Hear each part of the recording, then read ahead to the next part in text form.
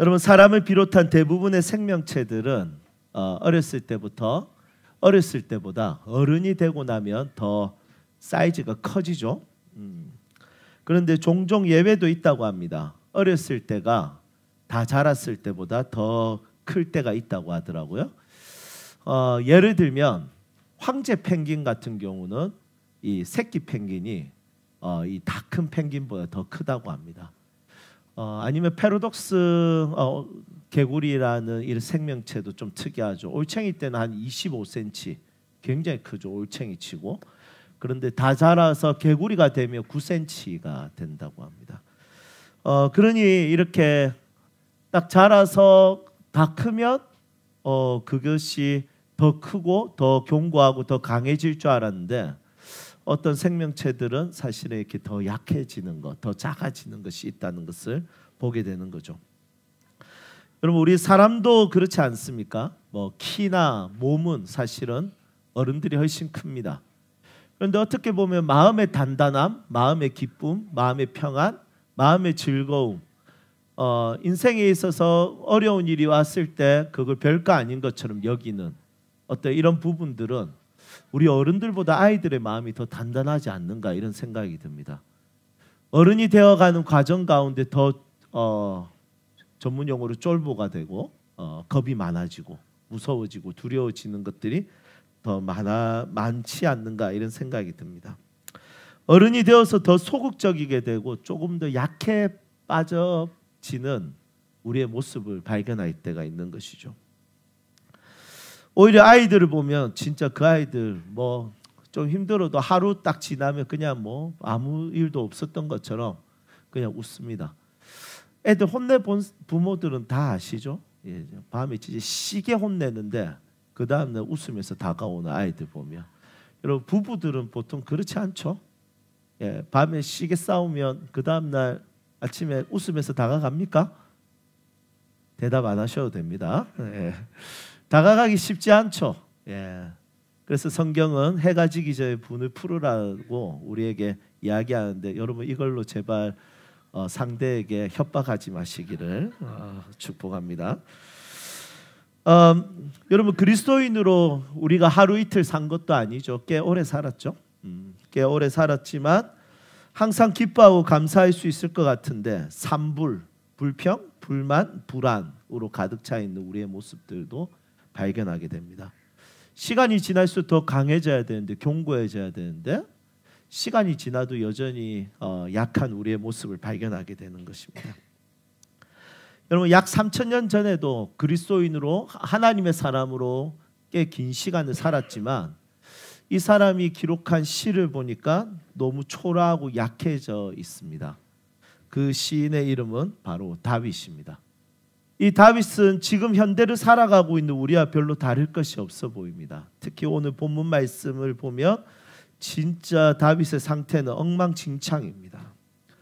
시편 38편은 우리가 이렇게 개역 개정으로 읽을 때 제목이 뭐라고 되어 있습니까? 예, 다윗의 기념하는 시, 이렇게 되어 있습니다. 그런데 쉬운 성경에 보면 뭐라고 되어 있냐면 이렇게 이야기합니다. 아플 때의 기도. 그러니까 다윗이 아플 때 했던 기도를 이 시로 적어놨던 것이죠.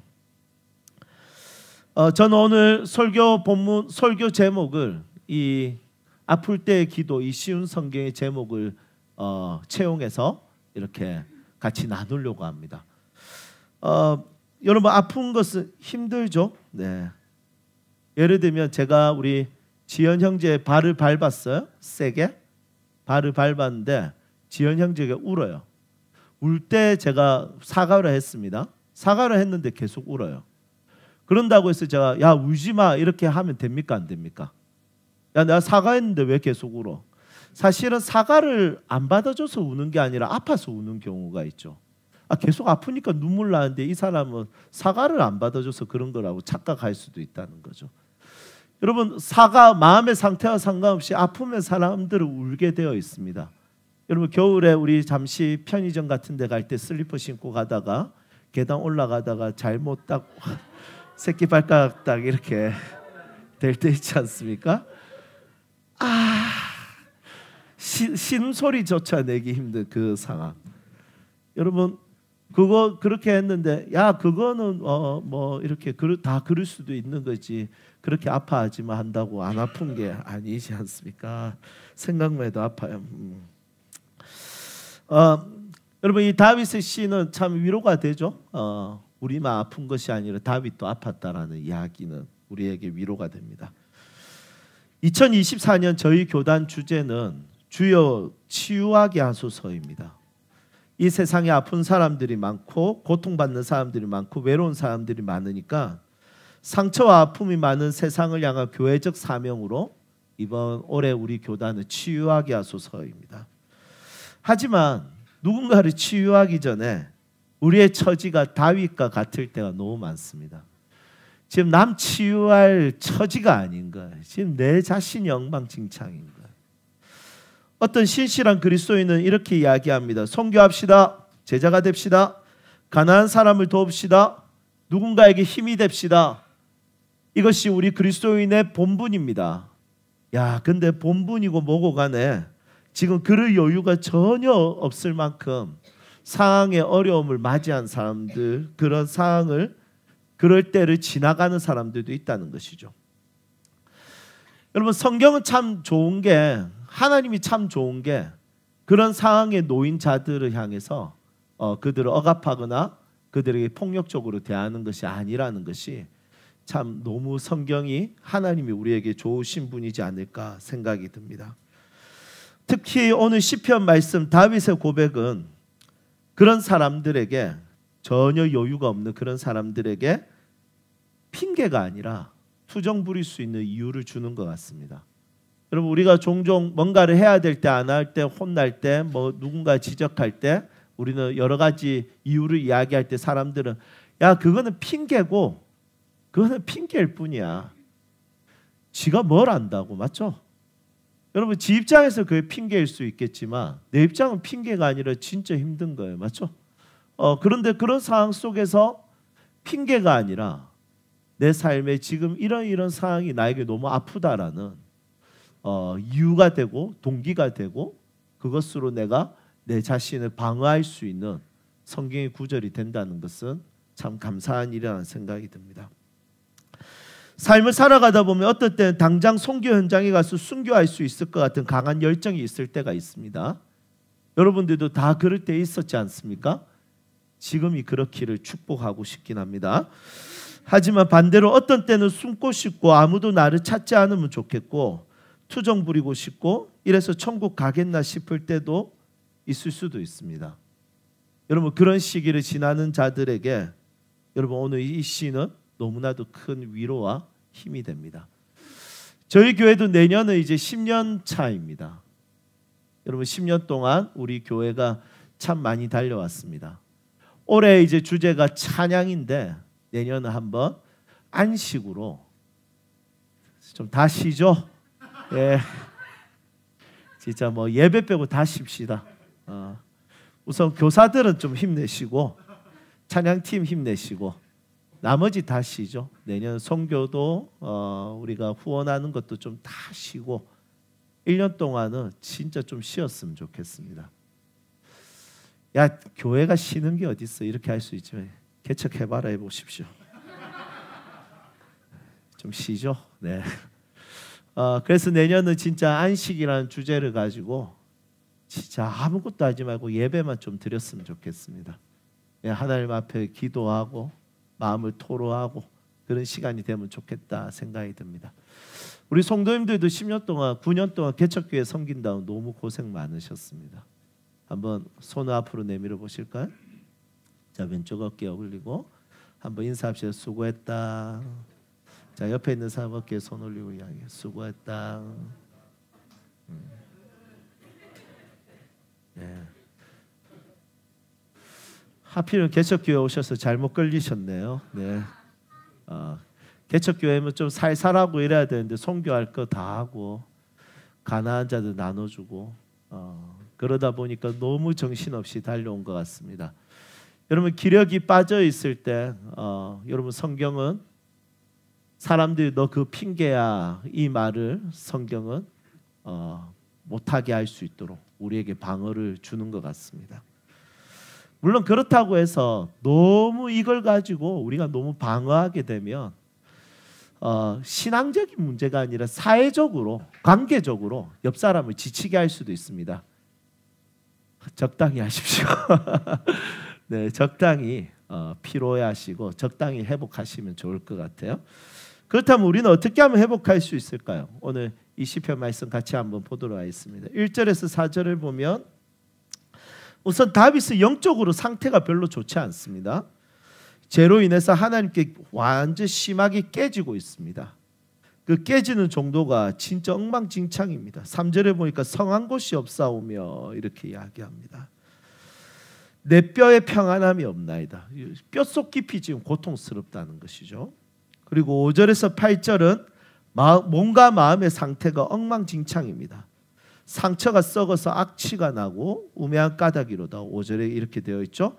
그리고 6절에 보면 내가 아프고 심히 구부러졌으며, 그리고 7절에 보면 허리에 열기가 가득하고, 이것은 그 당시에 허리를 꼽추가 되었다, 이것을 관용적 표현으로 사용하는 겁니다. 그리고 종일토록 슬펐다 이렇게 이야기하고 있습니다. 마음이 불안하고 신음하다.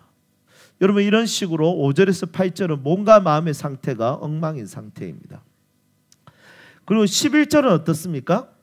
친구들하고 가족들하고 관계가 멀어졌습니다.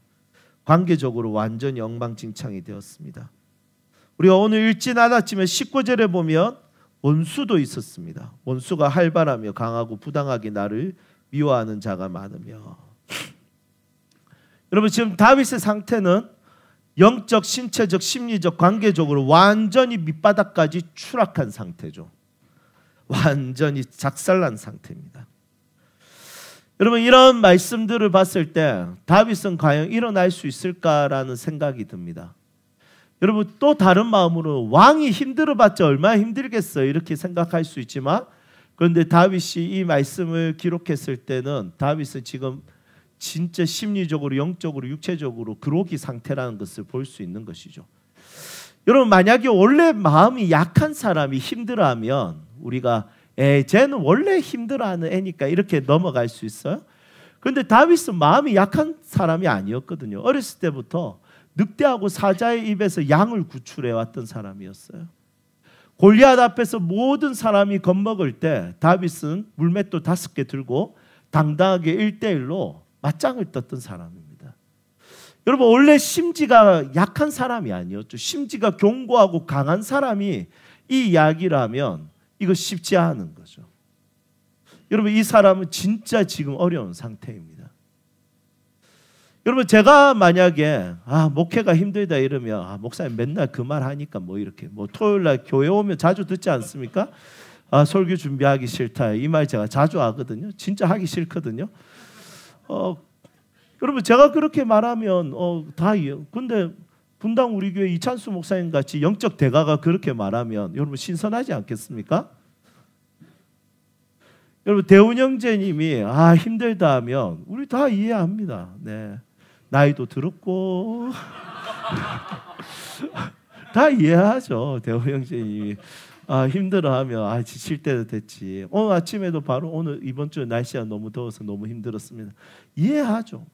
근데 준영이가 힘들다 하면 좀 진짜 잘 안 하거든요. 그런 말. 그럴 때는 얘 진짜 힘들구나. 대훈 형제가 힘들다 하면 힘드시구나. 이렇게 넘어가는 거예요. 여러분 다윗은 그런 심지가 견고한 사람. 그런데 이렇게 심지가 견고한 사람이 다윗이 힘들다 했다는 것은 여러분 지금 이것은 다윗이 진짜 상태가 진짜 어려운 상황이라는 것이죠. 여러분 이 말씀을 통해서 우리 현대를 살아가는 우리 그리스도인들이 가져야 될 위로와 힘이죠. 왜냐하면 3000년 전에도 지금도 믿음의 영웅이든 아니든 누구든지 어려운 상황 속에서는 선교합시다, 제자가 됩시다, 누군가를 챙깁시다, 내가 누군가를 위해서 내 자신을 헌신합시다, 십자가를 집시다, 자기를 부인합시다.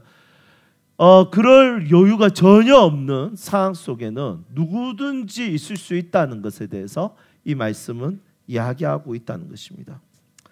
하지만 기억해야 될 것은 그냥 그들이나 내나 똑같네 라고 넘어가면 안 됩니다. 다윗에게는 이것에 대한 해결책이 있었고 이것을 돌파할 수 있는 방식이 있었습니다. 그것은 15절입니다. 우리 15절 함께 읽어볼까요? 함께 읽겠습니다. 여호와여 내가 주를 바랐사오니 내 주 하나님이 내게 응답하시리이다. 아멘. 21절 22절 볼까요? 여호와여 나를 버리지 마소서. 나의 하나님이여 나를 멀리하지 마소서. 속히 나를 도우소서. 주 나의 구원이시여. 여러분 다윗에게는 이 상황에 대해서 여전히 희망과 소망과 이 절망 가운데서도 다시 일어날 수 있는 이유와 동기를 가지고 있었습니다. 그것은 무엇이었냐면 하나님이었습니다. 하나님이 다윗에게는 답이 되었다는 것이죠. 믿음의 영웅들은 대단해서 믿음의 영웅이 된 것이 아니라 믿음의 영웅들도 무너졌지만 결국 하나님을 붙드는 것을 통해서 믿음의 영웅이 되었다는 것입니다. 믿음이 좋다는 것은 넘어지지 않는 인생이 아니라 믿음이 좋다는 것은 넘어졌다가도 하나님을 바라볼 수 있는 영적 시력과 시각과 시선을 잃지 않는 것이 바로 믿음의 영웅과 믿음이 좋은 사람들이 가지는 자세와 태도라는 것이죠. 우리에게도 마찬가지입니다. 여러 가지 어려운 상황들이 있지만 다윗이나 내나 어려운 거에서 다 포기하고 싶은 마음은 똑같네. 여러분 이것은 동일할 수 있습니다. 포기하고 싶은 마음은 다 똑같을 겁니다. 하지만 이것에서 끝날 수는 없습니다. 믿음의 영웅들은 그 자리에서도 하나님을 바라볼 수 있는 눈을 가졌습니다. 마찬가지입니다. 무너질 수 있죠. 절망할 수도 있죠. 여러분 지금 내 자신은 지금 선교를 신경 쓸 여유와 여가가 없습니다. 내 자신은 누군가 예수 그리스도의 제자로서 신실하게 살 수 있는 영적 맷집을 잃어버렸고 그리고 내가 약해졌을 수도 있습니다. 지금 내가 밥 먹고 사는 것도 어렵고 생존하는 것도 어렵고 기도하는 시간은커녕 지금 내가 직장에서 내가 하는 것도 치열하게 사는 것도 쉽지 않을 수가 있습니다. 순간순간마다 한숨을 내뱉는 내 한숨 소리에 내 자신이 지칠 때도 있습니다.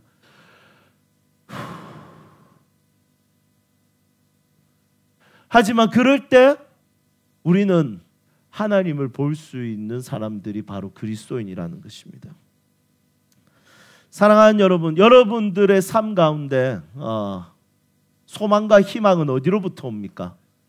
시편의 말씀은 컨디션이 좋을 때 하나님을 찬양했던 것이 아닙니다. 탄식시로 가득 차 있습니다.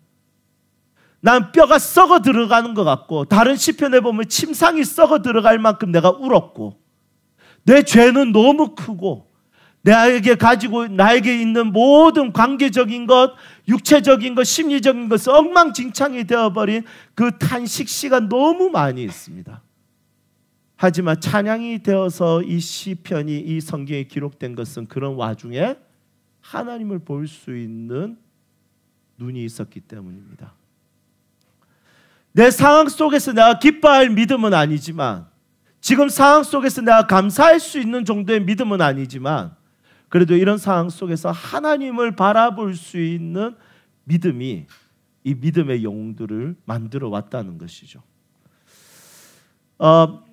저는 저희 세움교회가 순간순간 지친 자들을 향해서 손가락질하고 그들에 대해서 더 많은 것들을 요구하는 교회가 아니라 조금 더 기다려줄 수 있는 교회가 되었으면 좋겠습니다. 아닌가요? 한번 바리새인으로 가볼까요? 한번 기다려주고 그래도 주님을 바라보겠지. 주님 바라보면 힘날 건데 주님 바라볼 수 있도록 격려해주고 위로해주고 성경 말씀 한 절 보내주고 그런 기다려줄 수 있는 교회가 되었으면 좋겠습니다. 시편이 전부 다 그렇게 기록되어 있습니다. 시편은 컨디션 좋은 시인이 거의 없습니다. 시편의 시인들은 거의 다 컨디션이 좋았던 것이 아니라 그분을 바라보는 포지션을 가지고 있었습니다. 여러분 우리 교회가 누군가의 컨디션을 존중해주고 또 그 사람들이 하나님을 바라볼 수 있도록 계속해서 그 자리를 그 위치를 설명하고 또 동기를 부여하고 또 격려하고 응원할 수 있는 교회가 되면 좋지 않을까라는 생각을 하게 됩니다. 여러분들의 부부 관계가 그렇게 되면 좋을 것 같습니다. 여러분, 남편이 믿음이 엄청 좋을 시기가 있고요, 아내가 믿음이 엄청 좋은 시기가 있습니다. 여러분, 그럴 때 정죄하는 믿음이 아니라 그 사람을 기다려줄 수 있는 믿음이 되었으면 좋겠습니다. 여러분, 우리 자식 새끼들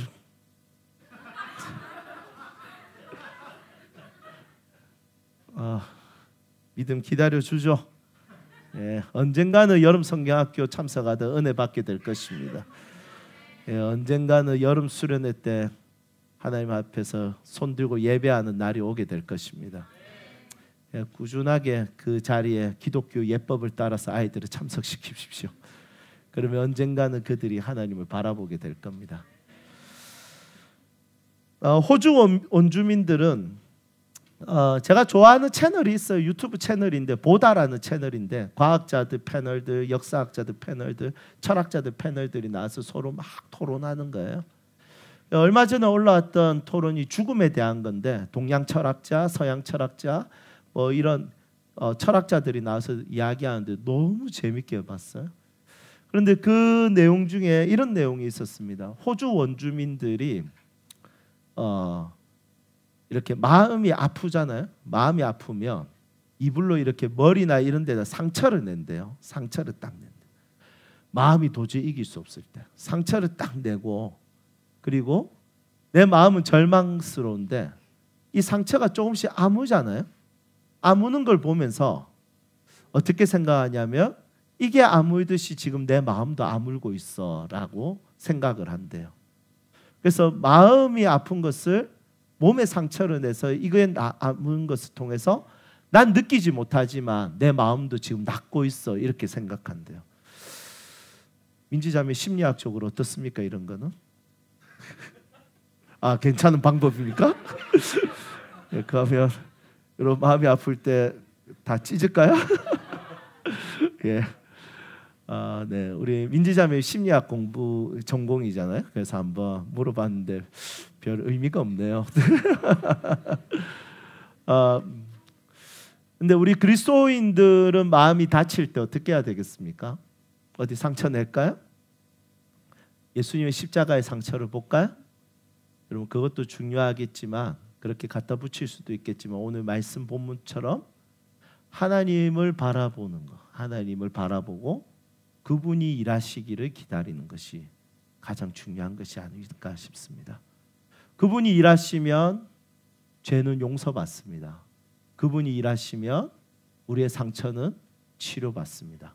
그분이 일하시면 우리의 관계도 회복됩니다. 그분이 일하시면 우리의 육체도 낫습니다. 그분이 일하시면 지옥 가는 우리의 인생을 천국으로 보내주십니다. 그분이 일하시면 나 하나 먹고 살기도 버거운 우리의 인생을 사명까지 감당할 수 있는 인생으로 넉넉하게 만들어 가실 것입니다.